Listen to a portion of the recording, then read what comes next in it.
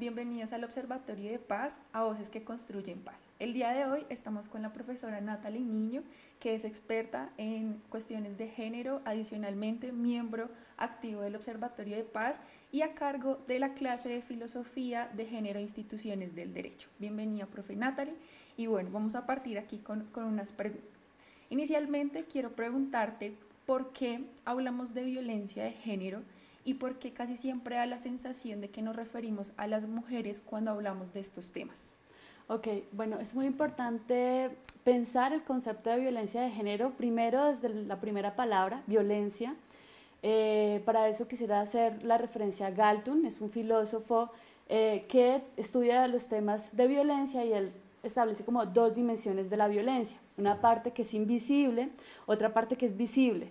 En la parte invisible nosotros tenemos como una parte cultural que va a alimentar como las otras partes de la violencia. Y esa violencia cultural tiene que ver con las creencias, los prejuicios que tenemos sobre las personas y que pueden generar discriminación. Y por otro lado, esta violencia va a alimentar la violencia estructural y que se compone de instituciones, dispositivos que van a generar como una violencia mucho más profunda y radical sobre las personas. Y de ahí ya tenemos la violencia directa, que es lo visible, el puño, la muerte, el cuerpo, etc. Esto es importante comprenderlo porque la violencia de género atraviesa todas estas dimensiones. Nosotros hablamos de violencia de género en términos de que vivimos en una cultura que tiene creencias, estereotipos, roles que ponen en desventajas a las mujeres principalmente, pero no solamente a las mujeres, sino también a las personas con diversidad sexual o identidades sexuales o identidades de género diversas que no corresponden a un marco heteronormativo. Y estas creencias van a alimentar las instituciones políticas, jurídicas, sociales, que al mismo tiempo van a reforzar una violencia directa, que por supuesto genera discriminación. Entonces quisiera aclararte también como algo que tú indicas que tiene que ver con por qué siempre pareciera que habláramos de mujeres. Exacto. No necesariamente el concepto de género habla de las mujeres, ¿sí? Sino que cuando insertamos el concepto de género, que es una categoría que aparece en los años 60 para distinguirlo del sexo, ¿sí? Nos empezamos a dar cuenta que había como una relación naturalizada entre sexo, género, deseo, ¿sí? Sexo, los miembros determinados de determinado cuerpo corresponden a determinado género, corresponde a determinado deseo. Unos genitales determinados, masculinos, corresponden al hombre, corresponden al deseo de una mujer.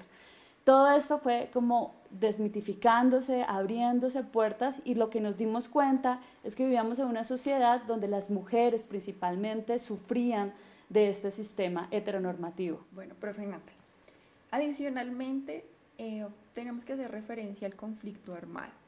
Y frente al conflicto armado, la pregunta es, ¿consideras que en ese marco de violencia que se va desarrollando afecta directamente a las mujeres generando algún enfoque diferencial?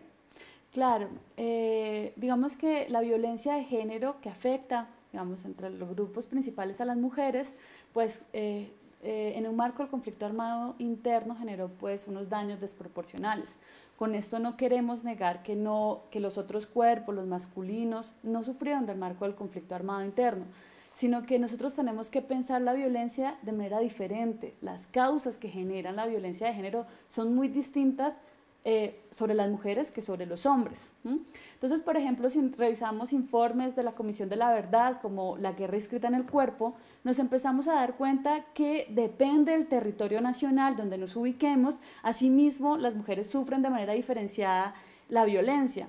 Por ejemplo, en territorio donde hay una disputa territorial, ¿sí?, las mujeres se convierten en enemigas para el otro, y entonces las mujeres profesoras o dirigentes pues se convierten en un peligro que genera, digamos, una suerte de violencia, principalmente una violencia sexual.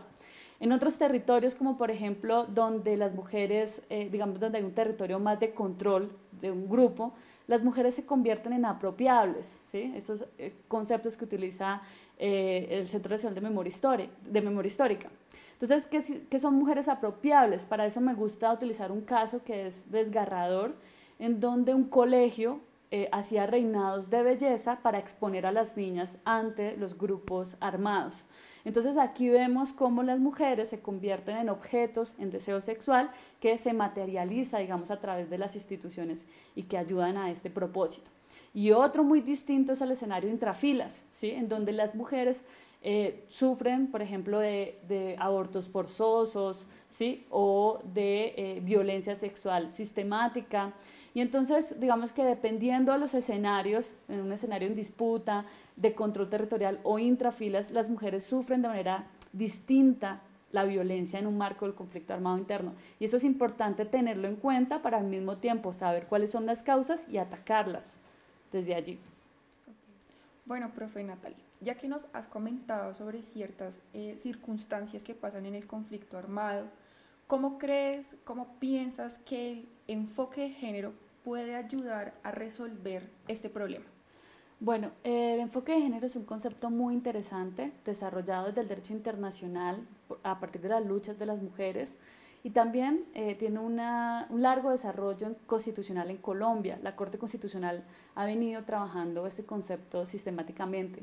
A mí me gusta hacer una diferenciación, profe, entre enfoque y perspectiva, porque son dos conceptos que utilizamos muy a menudo, ¿no? Y parecen sinónimos. Sí, entonces el primero, perspectiva, tiene que ver más con las teorías que ayudan como a alimentar el debate sobre cómo construimos una metodología que sería el enfoque, porque es importante aclarar esto porque nosotros no tenemos una teoría feminista, sino tenemos múltiples teorías que hacen parte de los feminismos. Y este debate nos ayuda a construir una herramienta que es el enfoque. La Corte Constitucional ha reiterado en varias sentencias la necesidad de construir estos enfoques que se incorporen en el Estado a través de decisiones judiciales, es decir, los jueces apliquen el enfoque de género o política pública desarrollada a partir del enfoque diferencial de género. Esto hace que se piense en clave la violencia de género que se ha desarrollado. Por ejemplo, utilizar un lenguaje, digamos, apropiado, ¿sí? Porque hay una sentencia que se llama el caso Bárbara, en donde un juez dice de una mujer que fue víctima del conflicto armado, que es fea, que es mentirosa, ¿sí? Y esto, por supuesto, revictimiza a las mujeres. El enfoque de género implica, por ejemplo, el contexto, cómo vivió una mujer en determinado contexto, como hablábamos ahorita de los distintos escenarios en donde se desarrolló la guerra en Colombia o el conflicto armado en Colombia. Implica también, por ejemplo, pensar de manera diferencial los casos. Una mujer que salga desplazada de un territorio porque alguien, su exnovio, la está amenazando, ¿sí? Pues no necesariamente va a reunir todos los requisitos para entrar en los registros únicos de víctima de población desplazada. Entonces es importante que siempre los jueces y la política pública se vea o se diseñe bajo una mirada de género, ¿no? El enfoque de género como metodología para resolver estos conflictos que se desarrollan en el marco del conflicto armado interno. Profe Natalie, ya nos hablaste de cómo efectivamente el conflicto armado se ve desde un enfoque de género, se ve desde las cuestiones de género en la resolución de los conflictos a nivel jurisdiccional y es bastante importante. Pero adicionalmente también considero que se debe ver como una medida a nivel académico. Entonces la pregunta va respecto a cómo la academia, cómo estas aulas pueden efectivamente generar esas enseñanzas a nivel del derecho para combatir, para contribuir, para tener metodologías respecto a estas circunstancias. Bueno, es muy interesante lo que me preguntas porque siempre que nosotros hablamos de problemáticas, las soluciones que encontramos tienen que ver con la educación. Si nosotros generamos una mejor educación, pues justamente eso va a contribuir a resolver el problema significativamente, ¿sí? Lo primero que habría que hacer es aceptar que vivimos en un modelo basado en el sistema sexo-género, ¿cierto? Lo que se conoce como un modelo patriarcal, y eso hace que se generen formas de discriminación. El derecho, por ejemplo, está cimentado bajo un modelo heteronormativo, ¿sí? Que amerita, digamos, que nosotros empecemos como a desmantelar todas esas relaciones. Ya lo hemos venido haciendo.